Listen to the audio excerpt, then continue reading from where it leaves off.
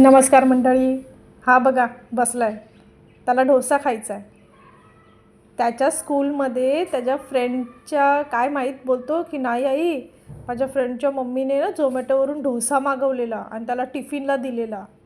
त्याची red red चटणी होती आणि डोसामध्ये पण ती बटाट्याची भाजी. मग म्हटलं मग काय बोलतो, नाही मला पण खायचं आहे. मला बघून लई मन होत होतं पण मी काय बोललो नाही. म्हटलं आता एमर्जन्सीमध्ये कसं सांगतोयस तू. बोलतो नाही नाही कर ना. म्हटलं ठीक आहे चालेल, चल डोसे तर नाही पण काहीतरी सेमच तुला करून देते.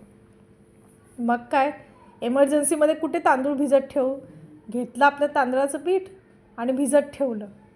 थोडीशी डाळ पण जरा अर्धा तासासाठी भिजवून घेतली, ती पण मिक्सरला वाटून आणि दोन्ही मिक्स करून एका साईडला ठेवून टाकलं सेट होण्यासाठी. मग काय ह्याला बटाट्याची भाजी करायची होती. बटाटे तर उकडत ठेवून टाकलेले, तांदळाचं पीठ करत होते तेव्हाच.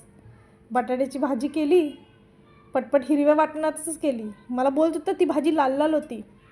मी बोलली लाल लाल भाजी तू खाणार नाही आणि जे मी बनवते ना घावणे, त्याच्यासाठी लाल लाल भाजी चांगली नाही वाटणार. चला बोलला ॲग्री होतो. बोलतो की मला टेस्टी टेस्टी पाहिजे. म्हटलं हो हो तुला टेस्टी टेस्टीच भेटेल.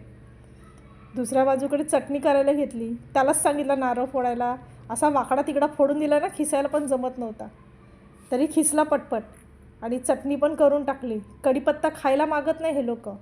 फोडणीला दिलेला कढीपत्ता तर खाणारच नाही, साईडला काढणार. म्हणून टाकला चटणीतच वाटायला, म्हणजे समजणारच नाही की त्याच्यात कढीपत्ता टाकला आहे की नाही. आणि मग दुसऱ्या साईडला दोन्ही तयारी झाल्यास्तवर माझं पीठ सेट झालं. जरा 1 तास भेटला ना पिठाला सेट व्हायला, 1-2 तास. मग काय पटपट घावणे केले. मला बोलतो आई हे काहीतरी वेगळंच दिसते, डोसा नाही आहे. म्हटलं डोसा नाही आहे, आपला कोकणातला घावणा आहे, घावणा.